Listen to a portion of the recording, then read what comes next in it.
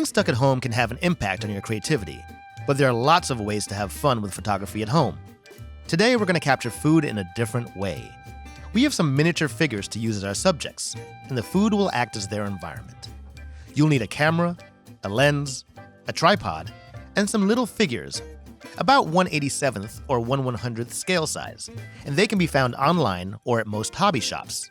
We have a pack of worker figures in all different configurations to use for our photos. Our environments will consist of foods such as cookies, panko crumbs, clementines, and coffee. Having a macro lens is useful for photographing miniatures, but we're going to use a wide lens with a close minimum focusing distance as well, so we can see more of the environment in the setups. First, find a good space to work in. Use a small portable table that you can maneuver around. This will allow you to capture different angles easily, and it will let you set up near a window if you plan on using natural light for your shoot. If you don't have any lights, this will be your best bet for a strong light source.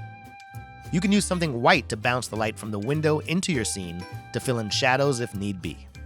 Next, you'll want to map out a few ideas based on what you have in your kitchen and compose your scene. Start off with some simple ideas, like a cup of coffee or a pile of panko or rice. Figure out how you'd like your figures to interact with their environment and dress the scene.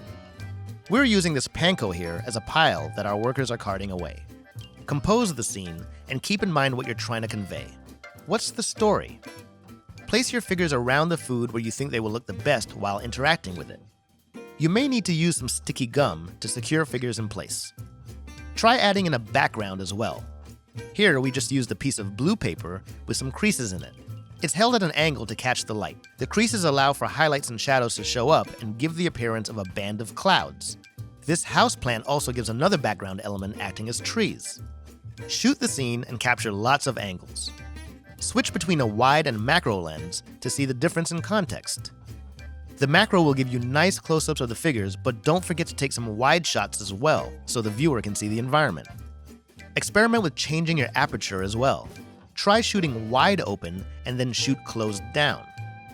It might be more interesting to get details of your background in focus.